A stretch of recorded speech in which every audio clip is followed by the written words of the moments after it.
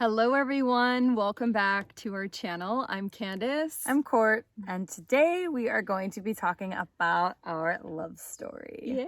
So we're going to be sharing all about how we met a little over 5 years ago, back in May 2015.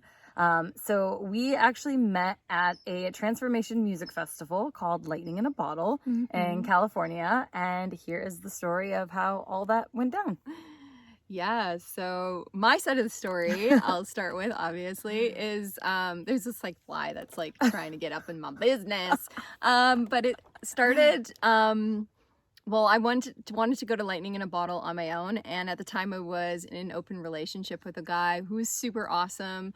Actually, Courtney and I are both friends with him still to this day. But at the time, he said something to me, and I wasn't even really thinking. I mean, we weren't in a serious relationship. It was like really chill and open. But he just said, I just want you to feel like you can be open to experience whatever you experience with whoever you experience, and just know that I'm like super supportive of it, And I was like, oh, that's so sweet, And even though that wasn't really like the intention that I was going there for, I was like just being open and going with the flow. So I got to Lightning in a Bottle, and I ended up meeting this really amazing guy named Eric. And he was like super outgoing and just like a lot of fun. And this one day, what day was it, on a Saturday? Saturday night, yeah. Saturday night.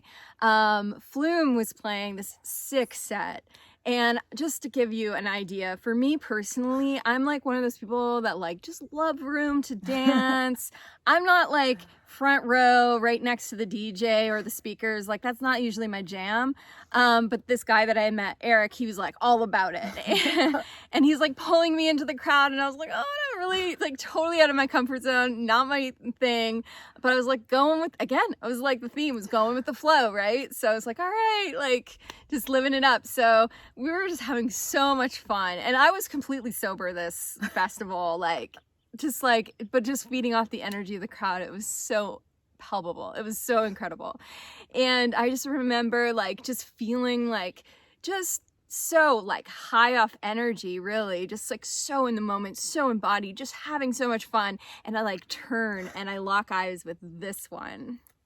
Yes. Yeah. So rewinding there on my side up to that point is that LAB was actually my first major festival, which was really cool because I think Candice has been going to festivals for like 14 years at that point or something. Yeah.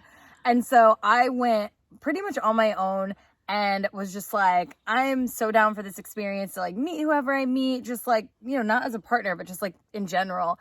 And so I was just like flitting through the crowd, just being like, oh, look at all these people, all this energy, this is amazing. And I do love being in like the dead center of the crowd, all the energy feeding. So I kept like working my way up to the front, and I was probably like 20 people back from the, very front stage.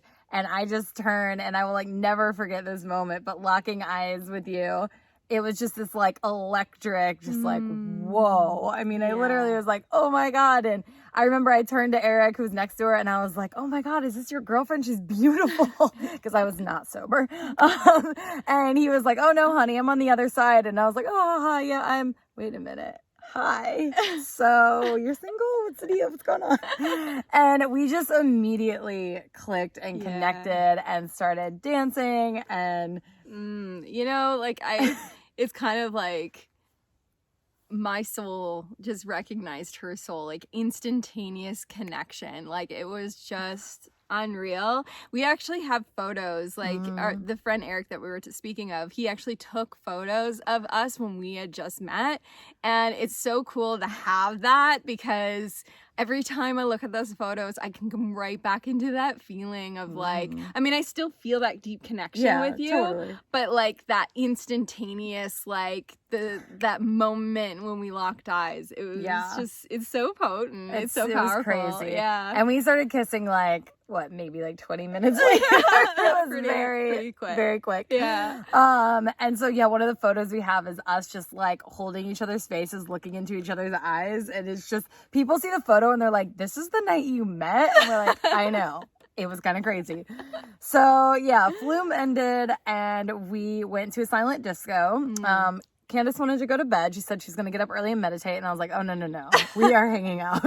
So I brought her to the silent disco where you like wear headphones and the DJs, you know, play music into it, but it's silent otherwise, which is a really cool experience. Yeah. And we're both like kind of dancing and, you know, we're having fun. But all of a sudden I got this like intuition. I'm like, you're a dancer, aren't you? And she was like, kind of, are you? And I was like, yeah. And then we just like threw down. It was so fun. And we're like, oh, we can both dance. This is amazing. So good. Yeah. That was fun. So fun. So fun. Yeah. So that happened. And then that brings us up to like, what, 4 a.m. or something? Yeah, that sounds right. And then, what? Oh, and then I wanted Candice to come back to my tent. She said no. Yeah, I What a said lady. no. Maybe because it was like really late and, you know, even though like I was still like in this open relationship. And so I was like kind of navigating that. And I was like, yeah, you know, even though I'm open, I'm just like. Which I didn't know, to be fair. Yeah. I had no idea what her relationship status was. Yeah. I just knew this is my girl. And so Courtney actually gave me her number and I stuck it in my backpack. I think you gave me your number. On a piece of paper. On a piece of paper. I think you gave me your number because my phone was dead. We're at a festival. It was like Saturday. Mine was broken. She gave it to me earlier, I think on the dance floor when we were still at food. And I like put it in my backpack and just like, of course I didn't put it in a spot that was, you know, like a side pocket. It was probably where I was like pulling shit out in and out. And so I remember I woke up the next morning and my friend Eric that I keep referencing, he was like camped right next to me. And I remember like going through my stuff and like pulling everything out. And I was like, dude, like I cannot find this chick's number.